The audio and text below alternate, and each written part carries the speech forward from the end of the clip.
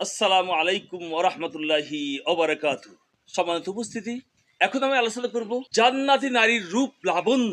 আল্লাহ তাআলা যেসব বান্দি দুনিয়ার নফসের সাথে মুজাহাদা করে প্রবৃত্তির অবৈধ কামনা বাসনা পরিহার করে আল্লাহর বিধান মেনে নবীর তরিকা অনুযায়ী চলে ঈমানের সাথে পরকালের প্রতীক হবেন, আল্লাহ তাআলা তাদেরকে জান্নাতের উঁচু মাকাম দান করবেন। নূরের তৈরি হুরগণ জান্নাতি নারীদের খাদেমা সেবিকা হবে।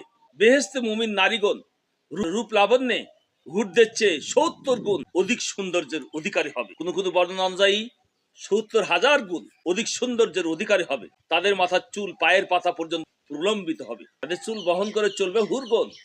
তাদের মাথার সিথি থেকে আলো ঠিকরে বেরোতে থাকবে।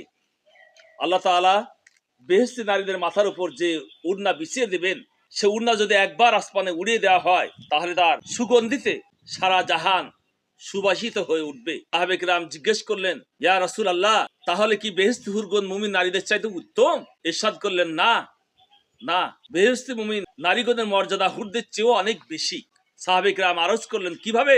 সাল্লাল্লাহু আলাইহি ওয়াসাল্লাম ইরশাদ করলেন, বিসলাতিহিন্না ওয়া সিয়ামিহিন্না ওয়া ইবাদাতিহিন্না লিল্লাহি আজ্জা ওয়া জাল।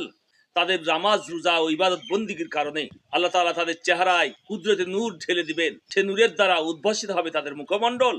তাদের মুখমণ্ডলের সৌন্দর্যের কোনো সীমা থাকবে, সে সৌন্দর্য প্রকাশ করার মতো কোনো ভাষাও থাকবে না। একটি হাদিসে আছে, হযরত উম্মে সালামা রাদিয়াল্লাহু তাআলা আনহা রাসূলুল্লাহ সাল্লাল্লাহু আলাইহি ওয়াসাল্লামকে জিজ্ঞেস করলেন, ইয়া রাসূলুল্লাহ, নিসাউদ দুনিয়া আফদাল আম নিসাউল জান্নাহ? ইয়া রাসূলুল্লাহ, দুনিয়ার নারী শ্রেষ্ঠ না বেহেশতের নারী? সাল্লাল্লাহু আলাইহি ওয়াসাল্লাম বললেন, বাল নিসাউদ দুনিয়া, বরং দুনিয়ার নারীরাই শ্রেষ্ঠ। উম্মে সালামা পুনরায় জিজ্ঞেস করলেন, কেন হে আল্লাহ রাসূল?